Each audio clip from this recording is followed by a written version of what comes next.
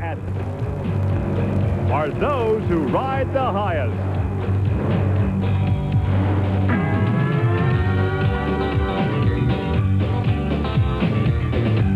This is Trucks and Tractor Power, featuring the all-stars of the four-wheel and off-road Jamboree Series.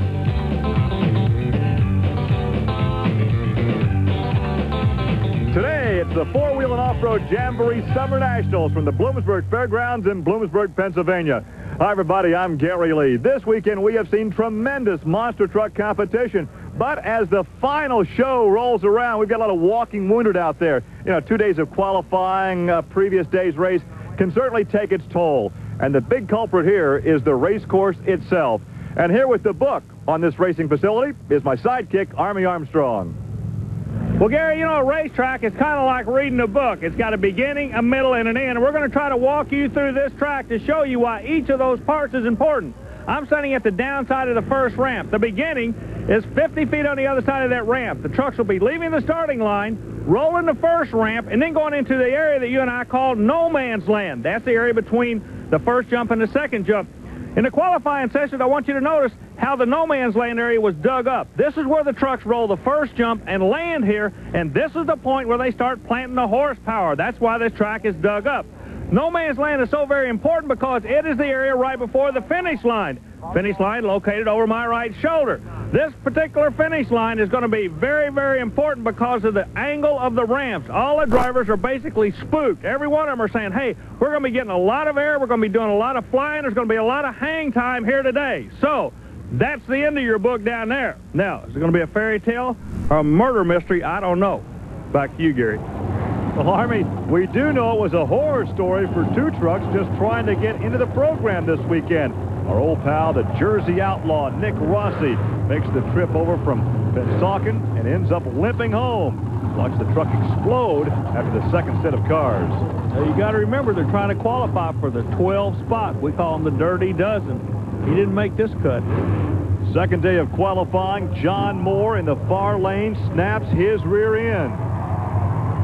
Again, the off-road technology coming over the sport, but John Moore using and abusing that HBX Bronco.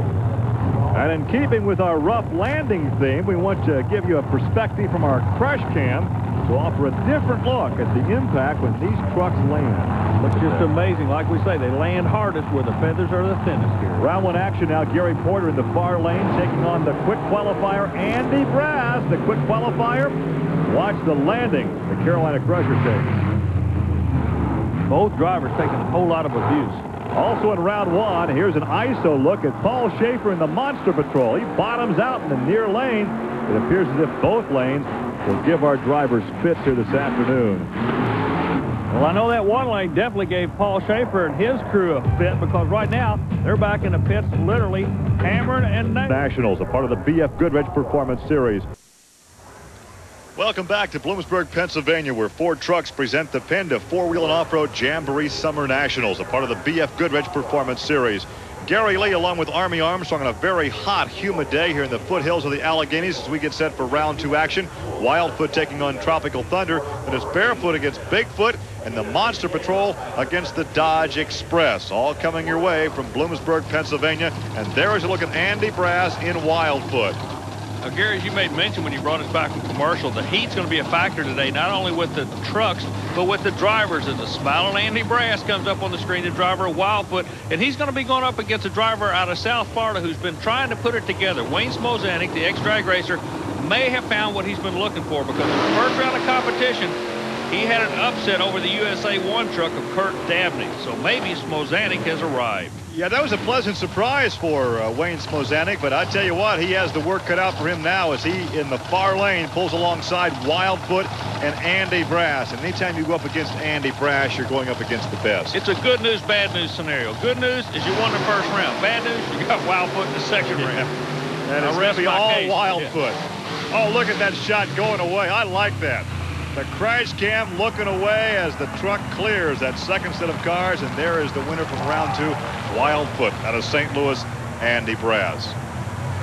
Boy, oh boy, that new suspension, that is the trick. Andy says it's just like landing on a sponge. Well, here is the Dodge entry of Barefoot and Fred Schaefer. Talk about ex-drag racers. There he is from Pontoon Beach, Illinois, an ex-drag racer, and he goes with the Dodge Power. But in the lane next to him, Gary, another Dodge-powered vehicle, Magnum fourth of Donnie Van Leeuwen. Schaefer had to put him on the trailer in order for him to advance in the next round. Yeah, this was first-round competition between the two Dodge trucks. Now we take a look at Bigfoot. That's the big blue truck out of St. Louis, Gene Patterson in the cockpit. Long line of Bigfoot drivers. Patterson's one of the new kids on the block, steps up to take Andy Brass's place. And in the first round, he went up against a truck that we're not that familiar with, Gary. And that's the moving violation driven by Brian Welsh, and there is the margin of victory for Gene Patterson in Bigfoot. So he'll pull up alongside Fred Schaefer. Barefoot against Bigfoot. Dodge against Ford. This one alone is worth the price of the ticket, believe me. Watch no man's land. They'll settle down, they make horsepower, they fly. Gene maybe by, what, 2 feet? Man, I don't know. I had my eyes shut. Gene Patterson by maybe 2 feet. A good close race. Look for Schaefer to come back as the fast loser as we take one more look.